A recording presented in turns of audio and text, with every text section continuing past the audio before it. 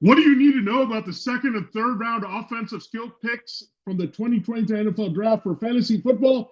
It's time to break it down right here and right now as we begin another edition and another week of Locked On Fantasy Football. Are Locked On Fantasy, your daily NFL fantasy podcast. Part of the Locked On Podcast Network. Your team every day.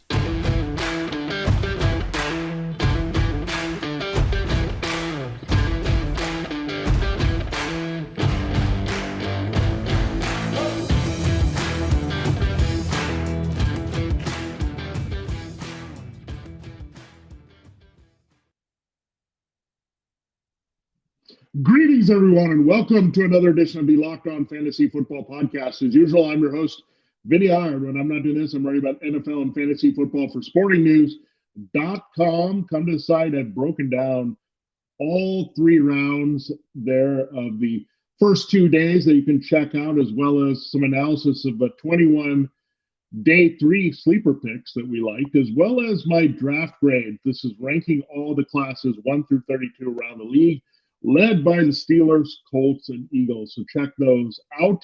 I will also have my rookie initial rankings up there. So look at the early top 30 for redraft and dynasty leagues that you can check out, led by Bijan Robinson, of course. So a lot of good stuff coming. We'll break that down for you in depth here on Locked On Fantasy Football on Wednesday's show. But we do need to look at the second and third rounds, the offensive skill picks. We're going to focus on those. So quarterbacks, running backs, wide receivers, and tight ends taken there. And then we're going to dedicate the next show to looking at 4 through 7 here, looking at the players that we want to put our eyes on as being deep sleepers in fantasy football. We know some guys have emerged from those rounds to really be effective as fantasy football players, especially running backs. So we'll break that down for you, look at some sleepers there. So action-packed look at rookies here for the first half of the week here. So good stuff all around here on Locked On Fantasy Football. Thanks again for making us your first listen every day. Subscribe and follow for free wherever you get your podcasts, including YouTube.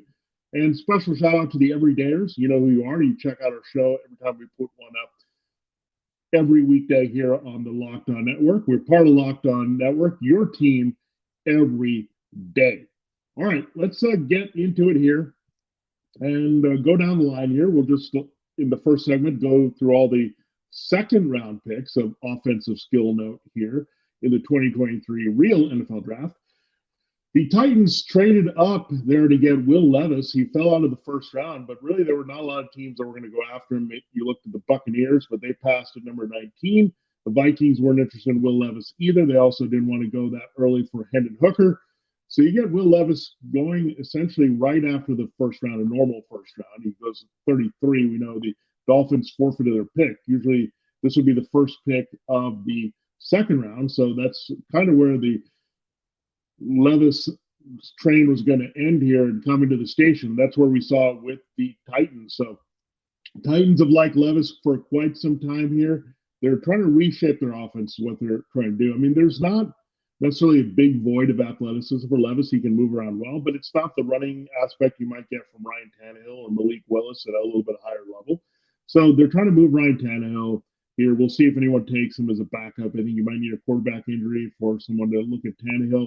Malik Willis, they'll continue to develop as a backup here. So you'd expect Will Levis will have to compete for the job. They might keep Tannehill here and bridge him into year 2 in 2024. We'll see what happens with Levis there. But he inherits some really good weapons here. Treylon Burks. You get Chig Okonkwo at tight end. They worked on tight end in this draft as well with Josh Weil. They also got really some offensive line help that they needed, Peter Skoronski being the most notable here up front. So really worked on the offensive skill in this draft for the Titans and their new general manager, Rand Carthon. He comes from the 49ers, so maybe trying to establish that type of offense here, transition from what the Titans have had, that Arthur Smith run-heavy type offense that we've seen. I think they'll still run the ball, but when you look at their picks, including Tyjae Spears, a change of pace back with some quickness in the passing game, you say they're tired of maybe being behind everyone with this run-heavy, throw the ball downfield type of offense.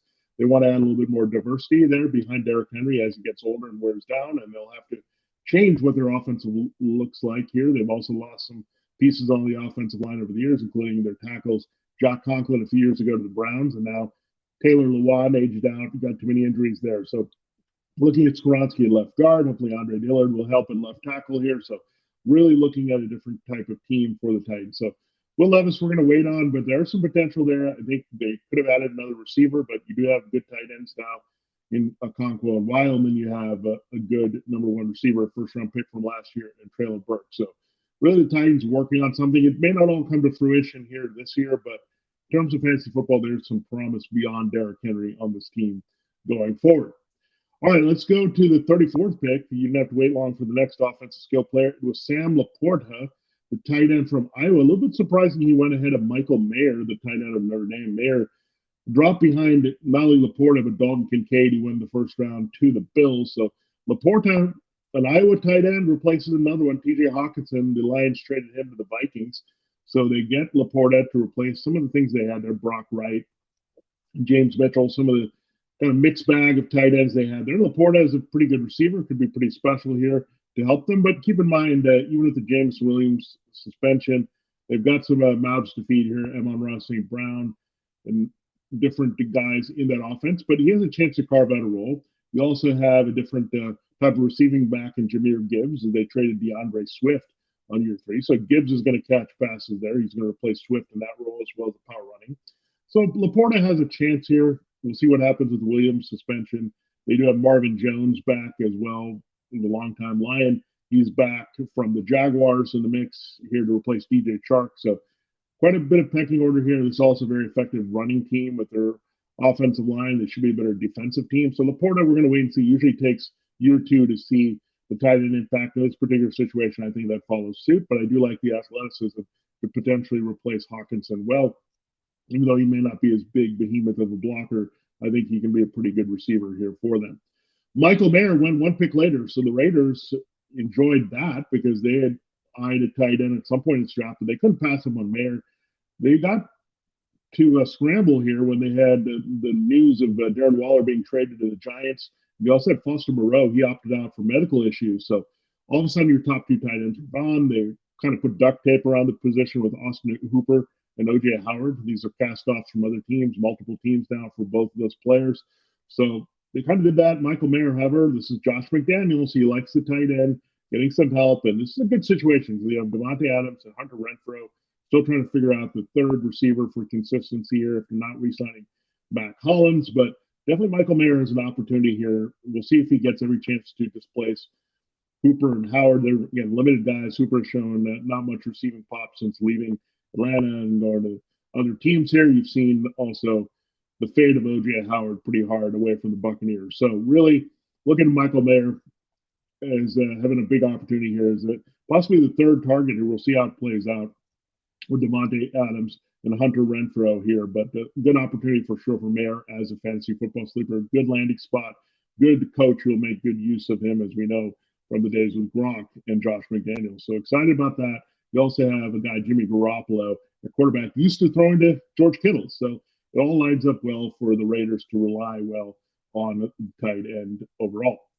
Let's go to pick 39. It was Jonathan Mingo. I think this was a bit of a stretch. I like some of the receivers that were available after, including Rashee Rice, who went a few picks later to the Chiefs. I like Tank Dell and Houston. I like Jalin Hyatt and Cedric Tillman, the duo out of Tennessee. Then I also like Josh Downs. I thought he would have been a good pick as well. We'll get at all those guys. Some of those went in the third round with a lot more promise, but I think a little bit of a stretch for Mingo. I don't see a lot of production here. Could be a big slot that replaces Adam Thielen in a year or two, so that doesn't help because Thielen is around. You also have DJ Chark. You also have Terrace Marshall Jr., so not a good landing spot here for Mingo.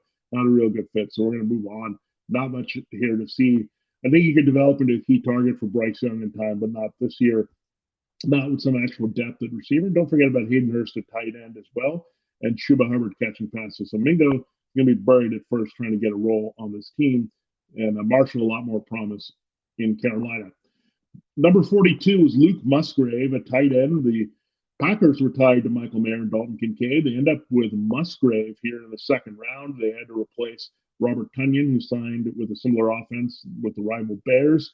So they need to get some receiving help. Musgrave is that type of athletic receiver. He's not going to be much in line, so we'll see what his role can be behind Christian Watson and Romeo Doubs. And again, it got loaded. They've got another tight end in this draft, got 3 wide receivers. They have Aaron Jones catching passes. So it's going to be tough for Musgrave to establish himself as a key target here for Jordan Love, and also unknown there. We know kind of a bit where Aaron Rodgers likes to go with the ball. Love, I think, is going to be wide receiver centric, and we'll see how it goes with Musgrave carving out a key role. The Packers also had the next pick. This guy could have a little bit more value, I think, than Musgrave. I don't love the pick. I think you could have got him a little bit later. I didn't think he was a top 50 selection, but he went exactly 50. Jade Reed out of Michigan State. Essentially, what they're looking at is a replacement for Randall Cobb that isn't Rodgers tied here. Essentially, to play in the middle with the Watson and being a big presence on the outside, Dubs stretching the field a bit. I think we're looking at Reed being the third receiver. So I think Reed right now would have a better opportunity here based on their usage of receivers and 11 personnel than how they've deployed the tight end of late to have more value here than Musgrave. But we're definitely going to keep an eye on Jade Reed again. I didn't love the player, but I think his versatility, what the Packers can get out of him, the talent is there to really fill that Cobb well. And we just don't know exactly because Randall Cobb also had limited fantasy football production here later in his career in that second wave with Aaron Rodgers. So let's be careful about that. Zach Charbonnet went to 52. I actually like this pick a lot. I had him going to the Seahawks here for quite some time. Why? It seems a little bit curious, right? They have one Kenneth Walker. They love him. They got him in the second round. He's a lead back, but the Seahawks want to add a little bit of bread and butter to their backfield. They're also pretty weak depth-wise. They did lose Travis Homer. We know Rashad Penny signed with the Eagles, so pretty weak. And the Seahawks are paranoid, and they should be. They have that history with Chris Carson and Rashad Penny that their backs break down. They want to keep both backs healthy here. And this is actually a good thing for Walker. People are going to look at, okay, Charbonnet's in there. He's an interchangeable guy with Walker. That's okay. That means they have a strong backup. If he goes down, you definitely have a clear handcuff here in Charbonnet. So I like that. He started his career at Michigan, finished well at UCLA. Good power backs, a kind of back from an old school Marshawn Lynch type back that the Seahawks have in their offense and going to play off that. And Walker's still going to lead. He can do a lot. He's also going to be the key receiving back. Charbonnet is pretty much a power back here. So it lined up well given what they lost in free agency. And they got still have DJ Dallas to be receiving back there behind now Walker and Charbonnet. We mentioned Rashee Rice. He went 55. Golden opportunity for Rashee Rice. I know people are into Sky Moore and what Kadarius Toney can do, but the size, route running effectiveness, production for Rice out of SMU is very impressive here overall. So I like him potentially having a big role. Remember, they lost Juju Smith-Schuster in free agency, so something to consider that he has some vacated targets to work on here for sure. As a veteran is lost here, so he's going to have to fight for some targets here with Toney and Moore in his second year. Toney in his third year, second year with the team coming over from the Giants. So interesting group of wide receivers playing off Travis Kelce. I think Rice does that a little bit more as an effective route running. So we won't totally sleep on Rice. I think he could actually have something that lives up to the buzz more so than Sky Moore did as a rookie. He just got lost in a crowd here. I think Rice is too much of a technician with production to disappear. Don't think too much of the pick at 58. Luke Schoonmaker, again at the Cowboys lost Dalton Schultz in free agency to the Texans, but they had Peyton Hendershot, Jake Ferguson. So they had another type of tight end here. He's a blocking tight end. So not thrilled about it. This is a classic Brian Schottenheimer type offense pick here to get a blocker versus someone where we're looking at fantasy football. So it'll be shocking if Schoonmaker ever has any receiving value. Next up was another tight end with some athletic upside. Maybe if they can't re-sign Evan Ingram in Jacksonville, he's someone they can look at, Brenton Strange. But it was a strange pick. No pun intended right here at number 61. I thought he could go later as well as Schoonmaker, so I didn't really like these picks at all. So athletic upside guy, but they have Ingram. They got some other receivers. They just added Calvin Ridley to the mix with Zay Jones and Travis Etienne and really Christian Kirk as well. So really deep here for sure. So I don't see Brenton Strange carving out a fantasy role anytime soon unless Evan Ingram becomes too expensive, which he could be next year when they have to re-up with Trevor Lawrence. All right, our last pick in the second round, as the Broncos ended up this pick, it was the Chiefs with the original selection. So Marvin Mims goes to the Broncos. This is very interesting. This probably means they're not going to re-sign Jerry Jeudy. The trade has been on the table here potentially for a while, and they still could move him, but Mims can do a lot of things Jerry Jeudy can, but a little bit more explosiveness, makes big plays at the catch, can work in the slot, open field, and also stretch the field. So that's what they could be going with a little bit more Cortland Sutton has that attribute, so does Tim Patrick. Judy doesn't have that exactly. We heard about the Russell Wilson, Jerry Judy chemistry. I think it fell flat here.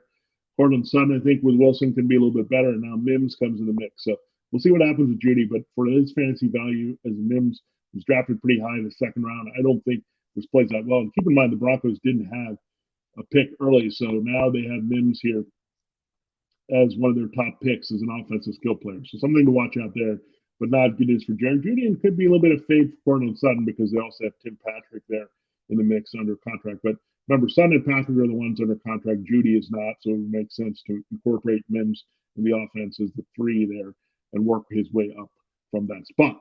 All right, there you have it. There's all the second-round offensive skill picks and their breakdown for fantasy football, short and long-term for you. Here on Locked On Fantasy Football. Subscribe and follow for free wherever you get your podcast. We're part of the Locked On Podcast Network, your team every day. Before we get into our third-round picks, we'll break those down into two segments here. I do have to tell you, this episode of Locked On Fantasy Football is brought to you by Built. If you're looking for a delicious snack but don't want all the sugar and calories, then you need to get the best tasting protein bar ever. That's Built. You got to try this. If you're like me, you don't want to make healthier snack choices without compromising taste. Well, I've got this thing for you. Built Bars and Built Puffs. Built Bars are healthy and taste amazing. Seriously, they taste so amazing, you won't think they're good for you. You got to try this. What makes Built Bars so good? Well, for starters, they're covered in 100% real dark chocolate. That's right, real chocolate. And unbelievable flavors you can choose from: churro, peanut butter brownie, and cookies and cream, just to name a few. Built, I don't know how they do it, but these bars taste like a candy bar while maintaining amazing macros. What's even better, they're healthy for you. Only 30 calories and 4 grams of sugar with a whopping 17 grams of protein packed with every punch in a Built bar or puff. Now you don't need to wait to get a box. For years, we've been talking about ordering Built bars at Built.com. Now you can get them right down the street at your local Walmart or Sam's Club. And you can still get those specialty flavors you're looking for at Built.com. That's right. If you go to your nearest Walmart today, walk to the pharmacy section, you can grab yourself a box of Built bars. You can pick up a 4-bar box of cookies and cream, double chocolate as bars, or coconut puffs. If you're close to Sam's Club, run in and grab a 13-bar box with the hit flavors Brownie Batter Puff and Churro Puff. You can thank me later. Again, Built bars, so delicious, so good. Protein in a great, healthy form that tastes like a candy bar. Check it out at Built.com at your local Walmart and Sam's Club as well. All right, it is time to continue the show and look at these picks here in the round three. We'll break this round down into two segments here for you because we had a little bit more activity on that front. Again, thanks again for making Locked On Fantasy Football your first listen every dayers. Tomorrow on the show, again, we'll break down rounds 4 through 7, the sleepers in fantasy football that we want to look at from offense as well. All right, round 3 also has some sleepers that we need to look at. Hendon Hooker starts it off at number 68. So the Lions get their quarterback of the near future. They can't get out of Jared Goff's contract even now, but probably will have Hooker with the ACL recovery and the age and trying to get settled back in. Play on the bench for a year, learn behind Jared Goff, absorb the system here, and then be turned loose in 2024 where they save money on Goff and can continue to spend on some of these other guys. So great plan here for the Lions. You're not having too much investment in Goff, reasonable contract there.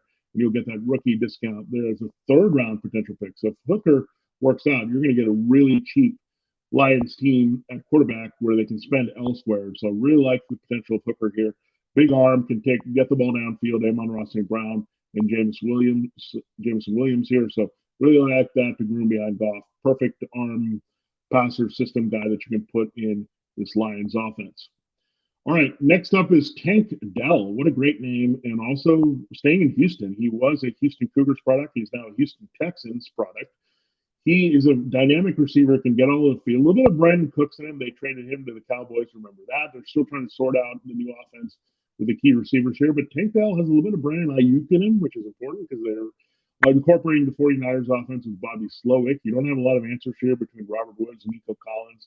John Mechie coming back from a health issue here. So a lot of inexperience there. You have a void behind those guys, and finding a new Brandon Cooks. Tank Dell, speed, quickness, open field is his game here. So just an offensive weapon cog.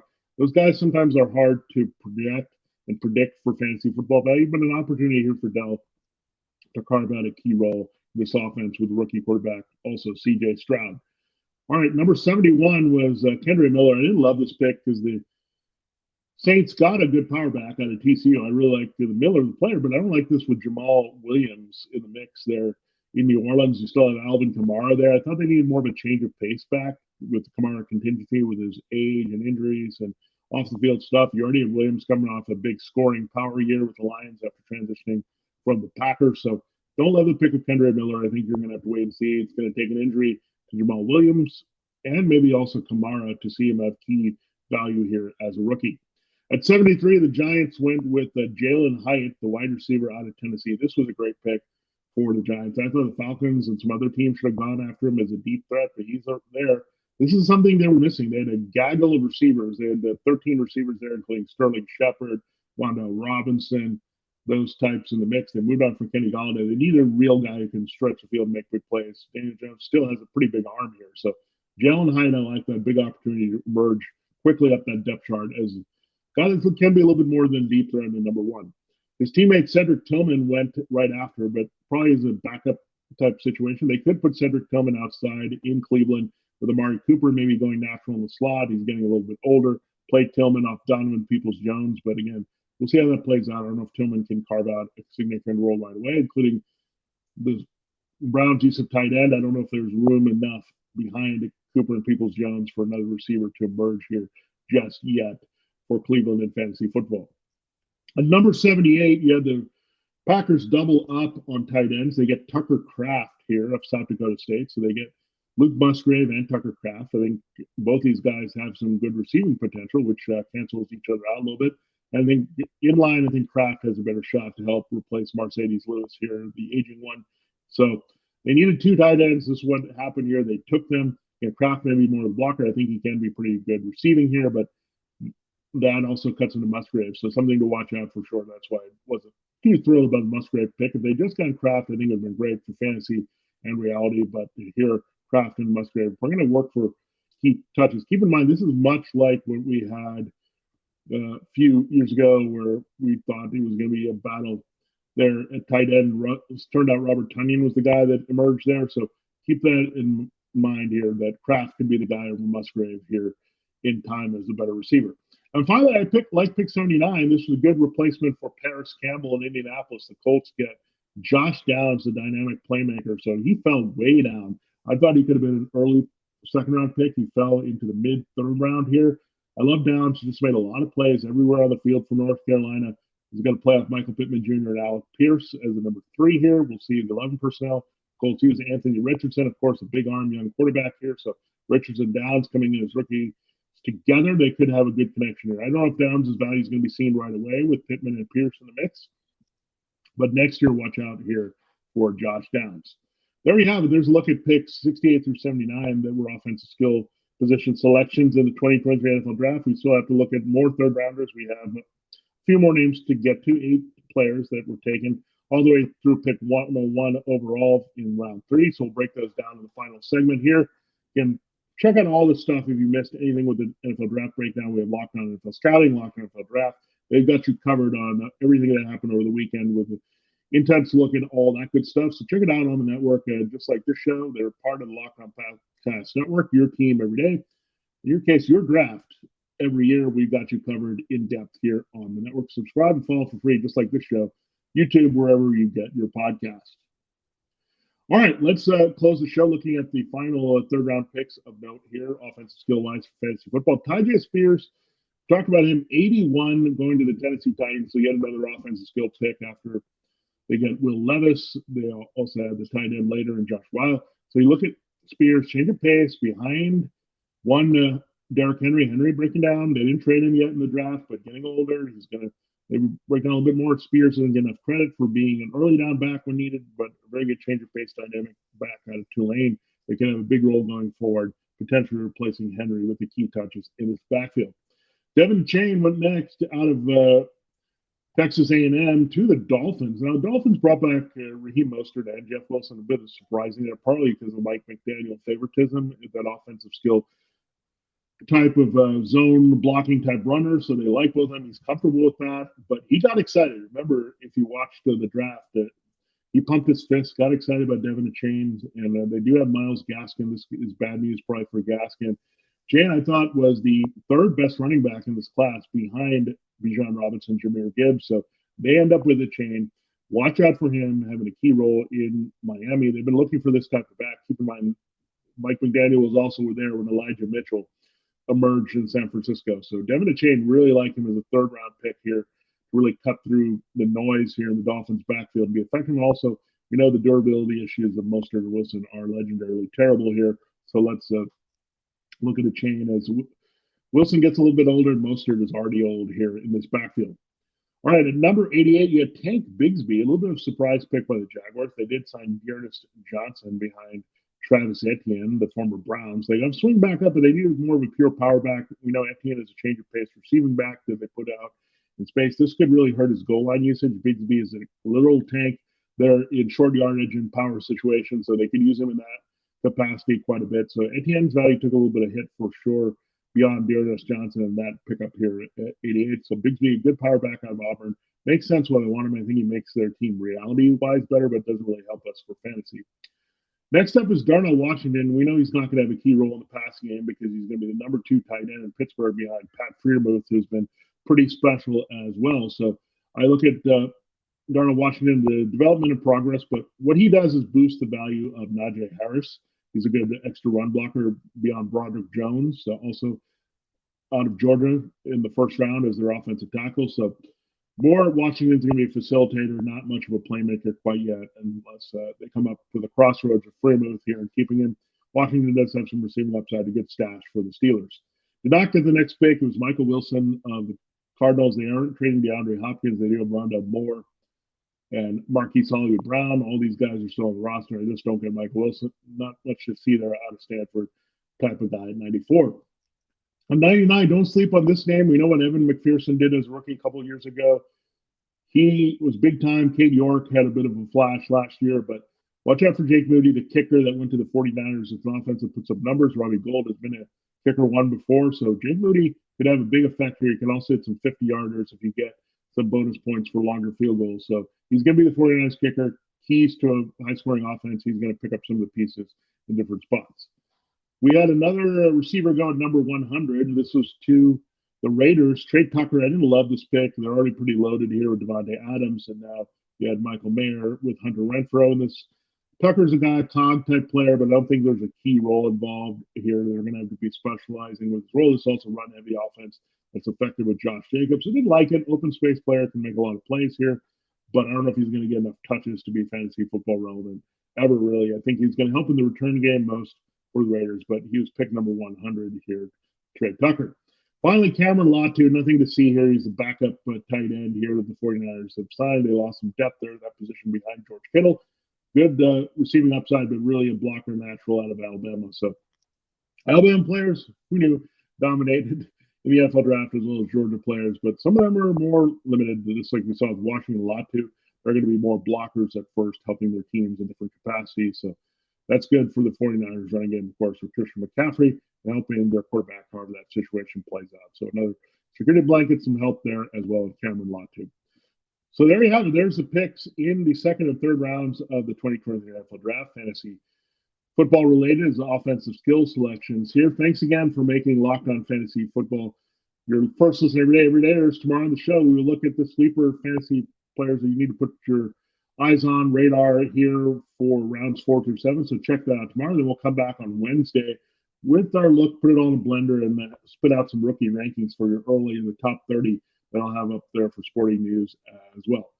Again, for Locked On Fantasy Football, this has been Vinnie Iyer. Hopefully you had a good Monday start to your week, and we'll check you out tomorrow with more fantasy football draft analysis from 2023.